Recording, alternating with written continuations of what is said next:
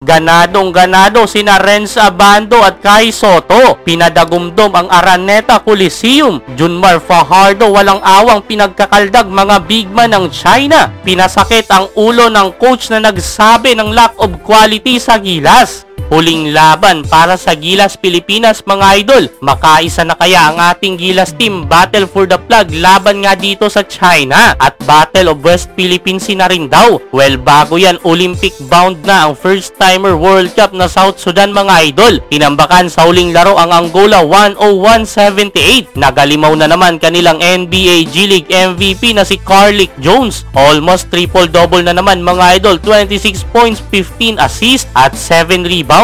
May inalin Iverson pa matapos ang double ankle breaker sa bantay. History after history para sa South Sudan. First World Cup appearance to Olympic stint. Well, eto na ang huling tsansa ng Gilas Pilipinas laban sa China to be second best team in Asia para ma-qualify din sa Olympic qualifier. So, opening quarter mga idol, starting lineup ng Gilas sina Jordan Clarkson, Junmar Fajardo, RR Pugoy, EJ Edu at si birthday boy Papa Dwight Ramos. Aggressive start para kay RR Pugoy. Early 5 points para sa Token Tex Gunner. 7-2 nating start para sa Gilas Pilipinas mga idol. Kinatawan agad ni Abay Junmar Fajardo ang veteran center ng China na si Ju Chi. Pero matinding bawi agad ginawa ng China. Late minutes nagsunod-sunod turnover ng Gilas. For 10-10 lamang na ang visiting team under 4 minutes mark. 6-2 nating run naman ang sagot ng ating Gilas team. Super Kai Sotto with a super putback slam. Dagumdom sa arena mga idol, kamot ulo na lang coach ng China. Pero nauwi lang sa tabla itong opening frame, 16 all. Second quarter, magandang panimula na naman para sa Gilas Pilipinas. 4-2 nating start mga idol, layup ni Scottie Thompson at alley-oop ni EJ Edu. Ganado si Kai Sotto, depensa naman tinatrabaho na talaga namang nakikipagsabayan sa pagkuha ng rebound. Naiskuran nga lang si Kai sa poste ni Juchi under 6 minutes mark. After nyan, balik bench ang veteran center ng China. May iniindang injury matapos ang gitgita nila ni Junmar Fajardo ng first quarter. Kinaldag na kinaldag ni Abay mga big man ng China. Ganado din si Renz Abando, naiwang bukas sa corner. Naka-steal pa mga idol for 200 slam dunk. 7 points na sila kay dito sa unang dalawang quarter. Kapansin-pansin na umiikot ang bola ng Gilas ngayon. Hindi umaasa kay Clarkson. Umabot sa 6 pinakamalaking kalamangan ng Gilas pero sa dulo nagka-momentum ang China at nakaabante pa pagtapos ng first half. 40-39. 9 points si Jordan Clarkson, 7 points din si RR Pugoy, 4 points, 3 rebounds naman si Kai Sotto.